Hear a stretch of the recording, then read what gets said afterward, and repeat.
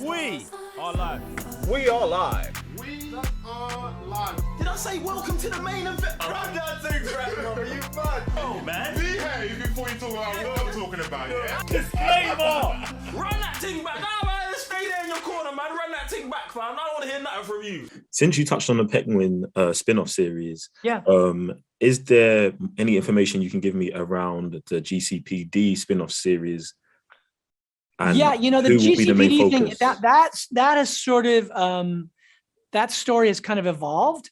We've actually now moving more into the realm of exactly what would happen in the world of Arkham as it relates coming off of our movie, and some of the characters again in their origins that you would, you know, almost leaning into the idea of it's like a horror movie or like a haunted house that is Arkham. The idea of, again, the way that Gotham is a character in the movie. I really want Arkham to exist as a character so that you'd go into this environment and encounter these characters in a way that feels really fresh. And so in our work on Gotham, that story started to evolve and it started feeling like, wait, we should really lean into this. And that's kind of where that's gone. We are live. Guys, I'm J1 Further the Cyber Nerds. Revenue GS. Sam, Mr. Blitztech. Back with another episode of Nerd Banter, and today we're going to be talking about all things HBO, the Batman shows, Arkham, GCPD, Penguin, all of that stuff there. If you haven't already, we're on a road to 200,000 subscribers. Make sure you subscribe to the channel, and if you haven't already, hit the thumbs up and press the notification bell every time, so you can get notified every time we drop an exclusive. Anyway, so if you don't know, yeah, on the Cyber Nerds channel, you've got an interview with myself and Matt Reeves where he kind of breaks down that. In fact, you probably should have watched the clip already, right? Yeah, it's like right at the beginning. So I'm not going to explain. Get me? What are you, man, thinking? Like from what he said, where are you, man, at with the HBO shows? Like, what are you wanting? What are your expectations? Like, boom. Well, first things first, I have to, you know, congratulate you He's on the burning on the exclusivity that you got, you know, Matt Reeves, and also for talking to my man, Jeffrey Wright. Appreciate that. Listen, yeah. I Firstly, don't know why I got burned from his on the channel. it's all. I'm just saying you congratulating me for anything. Do you know what I'm saying? Like, bro, like, what is this, bro? Nah, all I'm saying is like it was super legit getting to talk to them. Right. But I think I want to thank the community and then obviously us, man, because of that, bro. All of this stuff that we're doing, it's a joint effort. We're doing it together. Do you know what I'm saying? So I appreciate everyone appreciating me, but I appreciate you guys. Get me? So, but yeah, just off the back of your what you've just asked, and obviously watching the movie 3 times now, have I caught up? Only for like 48 hours. And obviously, you know, just watching the movie over and over again, and just going down that rabbit hole, and then seeing not just Matt but also Jeffrey just talk about, you know, the insights and how they got there. When you ask that question and it start breaking down into this whole new place, because they've shifted, shifted the plans. I'm just mind blown, and my mind was legitimately racing because I was like, hold on, did he just say that? Like, are we really like tapping into this horror place? Because Gotham is always dark, right? So now if he's gonna paint Gotham with this brush, this kind of horror element, and you know, he's talking about bit like a place being a character. I don't know if the world's ready for that. Sorry, but like, it's. I'm trying to put into words without spazzing out and just being crazy as usual. Do you know what I mean? Because it was very concise and very like point focused to what he was trying to say, and what has turned out to be since the beginning of this journey with Batman. Do you know what I mean? So nothing but praise to him and the team for just now painting this Gotham, this story with a different brush and a different light, the whole noise aspect of things. Bravo, man. And yeah, man, congratulations, man. While asking the right questions. Super right question. What you got? So yeah, just back off everything like Raven been saying, what Matt's been saying, how you asked the question. Just I've been like really thinking and deep diving. Like, if Matt was to bring characters, especially to light, that I feel like other media hasn't really done with Batman. One would have to be Black Mask, I think. Bringing him into the Penguin show. That power struggle with the whole gangster thing, I think a man could do a really good job with that. That would be super legit. I was like, Black Mask. That's fire, son. Trust. That is. Do you know what? I want to dive. Can I? Go ahead. The reason I want to dive in here because I think that's fire because in the aspect that they've already shown what's going on in Gotham. Bam. Obviously, they already got the big dog out of there. Maroni. Maroni went first. We never saw that in the movie. If you want to see that happen, watch Batman Begins in the Dark Knight. Get me. Then in the movie we watch, Falcone gets taken out. Spoilers. Not sorry.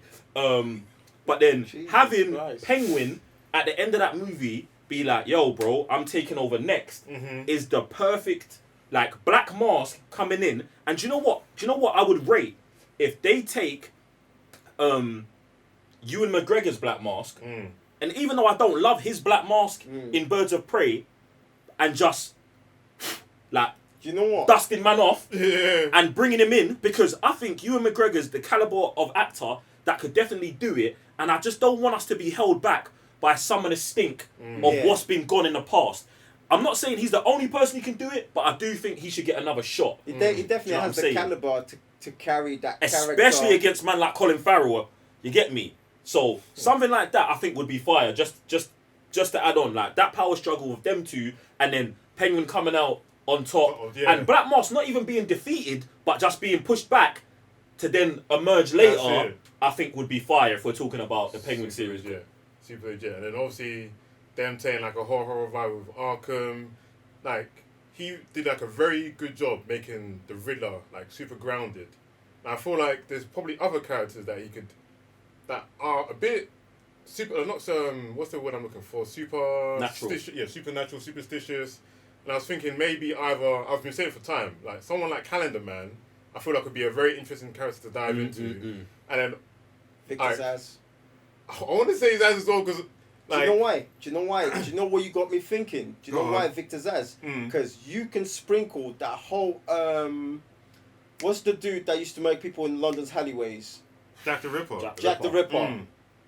Because, bruv, the way he was breaking down, where he's getting all these stuff from, like Chinatown, like all these places, is grabbing the corruption, bruv.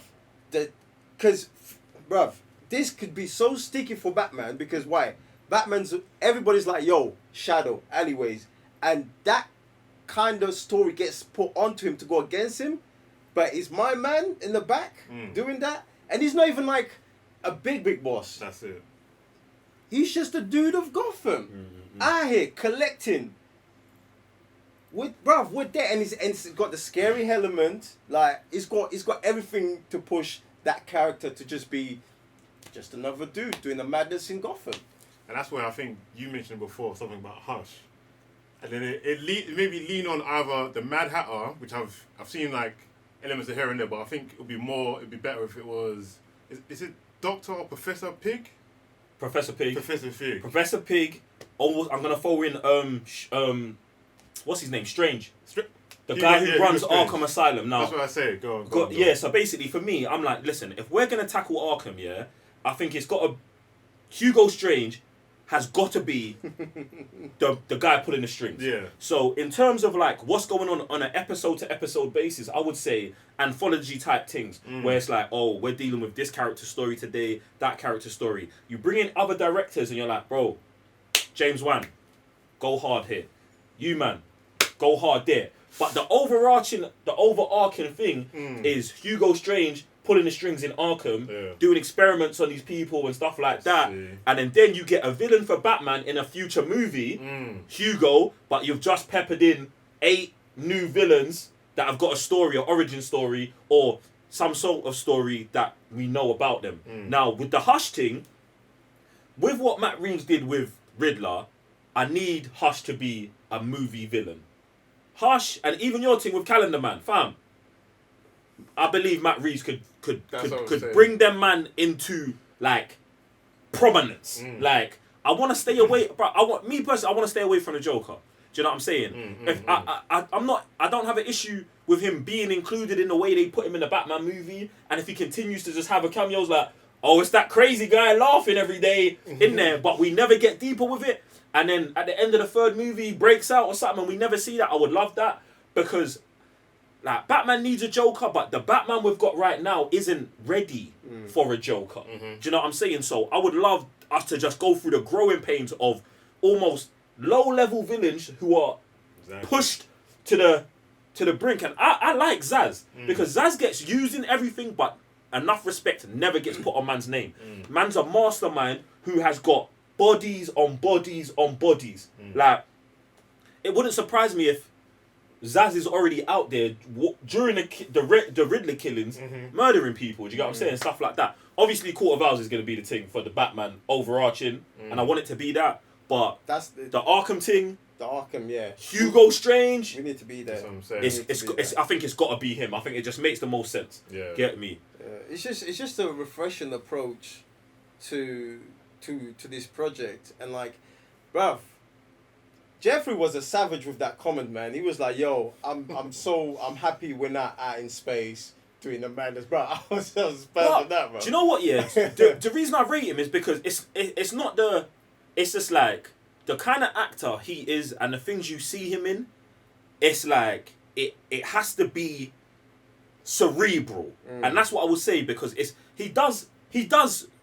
in Westworld, so it's not like he's afraid of fantasy and sci-fi. It's not, but it's got to be thought-provoking.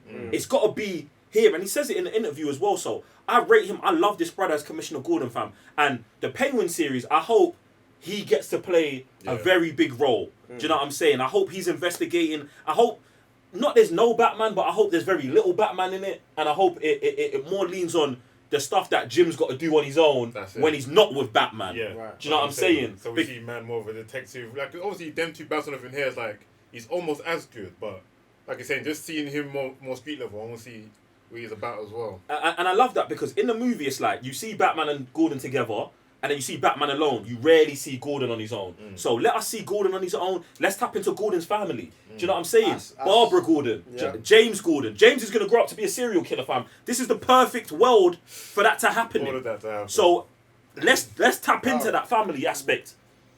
You're 1,000%. Brother, I was born for this. Unless he was already there.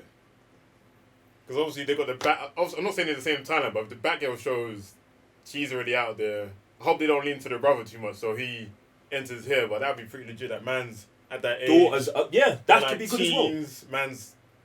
They're at the age of influence. Do you get what I'm saying? So Yeah. Batgirl being up. See, I didn't even deep that. That obviously the Batgirl movie's coming out, and I want to know: are they gonna do that? Is it gonna be? But I mean, do you know what I'm saying? She's black. Gordon's black, so it could be his daughter. Is it not gonna be? If it is, then I feel like James needs to be prominent. Needs to be prominent, because that sets up a whole family dynamic we've never seen before.